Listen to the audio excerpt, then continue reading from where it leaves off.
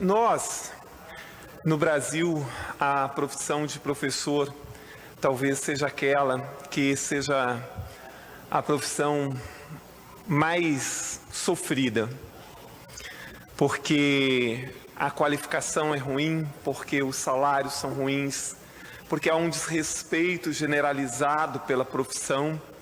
Prova disso são as estatísticas que mostram que menos de 5% dos alunos que frequentam hoje o ensino médio têm intenção de ser professor. E há muito tempo que começou no Brasil um movimento chamado Escola Sem Partido. E a partir disso, outros movimentos foram criados e projetos de escola sem partido, escola sem não sei o quê, que está gradativamente transformando os professores em vilões. Como se os professores fossem uma grande ameaça nas escolas para as criancinhas e os jovens indefesos. Como se os professores passassem o tempo inteiro nas escolas doutrinando os alunos para ser marxista, doutrinando para ser gay, doutrinando para não sei mais o quê. E assim, eu faço essa reflexão de uma forma muito ponderada e tranquila. Agora, eu como professor, eu me sinto, e assim como milhares de professores, se sentem ultrajados quando ouvem isso. Ah, não, porque houve o depoimento de um aluno, houve o depoimento, filmar a professora X. Ora, então, se a gente for tomar fatos pontuais como uma coisa generalizada, e para isso eu preciso criar uma lei para proibir os professores de fazer isso, aquilo e não sei mais o quê, então, nas outras profissões também. Você tem médicos que são ginecologistas, por exemplo, que abusam das pacientes. Mas isso significa que os médicos ginecologistas fazem isso? São fatos pontuais. Então, teríamos que criar uma lei para que os ginecologistas não tocassem nas mulheres. A gente tem, aqui nós temos vários policiais, tem casos de policiais envolvidos com crime. Você jamais pode dizer que são os policiais, são fatos pontuais. Então, da mesma forma, uma pessoa acreditar que um professor é capaz de doutrinar um aluno, e quem é professor, quem esteve anos dentro de uma sala de aula, quem estudou efetivamente a educação sabe disso. Se um professor tivesse capacidade de doutrinar um aluno, ele ia doutrinar o menino para ficar quieto na sala de aula. Ele ia doutrinar o aluno para chegar no horário certo. Ele ia doutrinar o aluno para ter respeito pelos professores. Ele ia doutrinar o aluno para fazer o dever de casa. Ora, hoje nós vivemos numa sociedade tão complexa e por vezes tão maluca, que os professores não conseguem fazer com que os alunos estudem, e às vezes nem que fiquem sentados na sala de aula.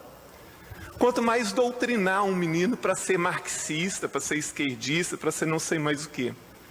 Até porque grande parte dos professores sequer teriam capacidade, por exemplo, para ensinar marxismo na sala de aula, que é algo extremamente complexo.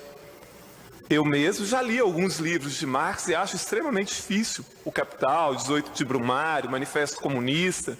Mas é uma literatura difícil e poucas pessoas estão capacitadas para falar sobre isso. E ainda que um professor, ou que a maioria dos professores, passassem o tempo inteiro dentro da sala de aula doutrinando o menino em termos sexistas ou em termos ideológicos, os jovens hoje não são crianças e jovens que chegam na escola sem saber de nada. Hoje um menino, um adolescente, ele acabou de ouvir o que você está falando, ele está conferindo lá no Google, etc, se é aquilo mesmo e tal, etc. Então, e grande parte dessas crianças, desses adolescentes, passa a maior parte do dia com as suas famílias. A escola não tem essa influência que teoricamente se imagina que tem. Então seria muito bom, e aqui no Brasil a gente viu durante a campanha, por exemplo, e se usou isso na campanha eleitoral, né, que se distribuía kits gays nas escolas. Por que as pessoas não foram na escola do seu bairro, na escola da sua cidade, para saber o que era isso, quem tinha recebido isso, quem estava distribuindo, quem viu um kit gay, quem recebeu isso? Uma coisa que jamais existiu. Como nunca existiu nas escolas, e eu não falo por dizer, eu visitei só aqui no estado do Espírito Santo 259 escolas, conversando com professores, alunos, pais, pedagogos, e não teve uma única escola que alguém dissesse assim: nós temos um problema aqui, que os professores aqui estão doutrinando os alunos para ser esquerdista, ou que os professores estão na sala de aula discutindo a questão de gênero e não sei mais o que. Essa questão de gênero é outra questão. Quantos professores hoje estariam capacitados efetivamente para falar e fazer uma discussão mais profunda sobre identidade de gênero? Porque o termo correto é identidade de gênero, não é ideologia de gênero. Ideologia é comunismo, socialismo, anarquismo, isso é ideologia. Gênero é outra coisa e às vezes até difícil de ser conceituado, porque muito facilmente se confunde gênero com a questão meramente sexual. E gênero é algo muito mais amplo do que isso. Então você imagina que já teve projetos, olha só, os professores estão proibidos de falar de identidade, de pronunciar a identidade de gênero na sala de aula.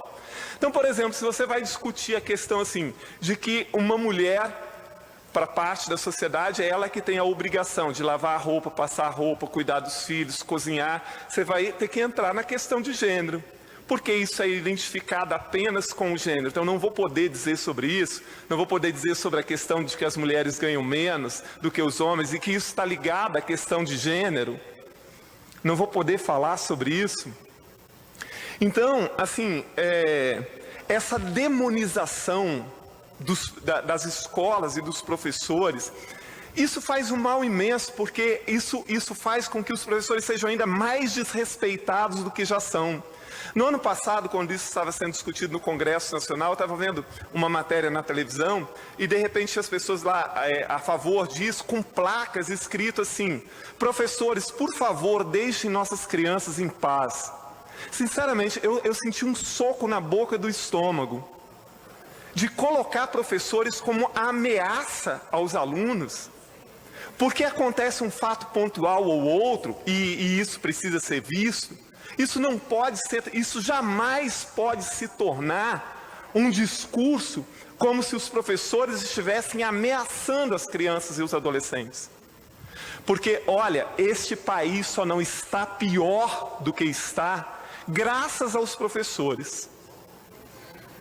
Graças aos professores, que a despeito de tudo que passam, do salário que têm, da humilhação que é a sua condição de trabalho, ainda fazem, a maioria faz um trabalho digno. Não é que professor é santo, não.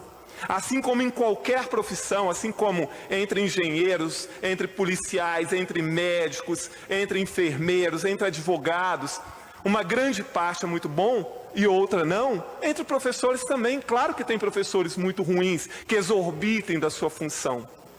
Mas, por favor, não vamos demonizar ainda mais esta profissão. Nós, professores, não somos vilões, muito pelo contrário, nós somos heróis desse país.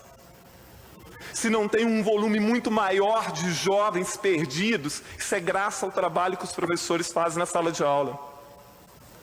Então, as pessoas que têm poder nesse país deveriam listar quais são os problemas da educação e vamos trabalhar juntos para resolvê-lo. E o problema da educação é a péssima qualificação dos professores, é um salário vergonhoso, é a condição de trabalho vergonhosa. Aqui no estado do Espírito Santo, das 259 escolas que eu visitei, quase 40% não tem quadra de esporte, não tem uma sala digna, o salário dos professores é uma vergonha.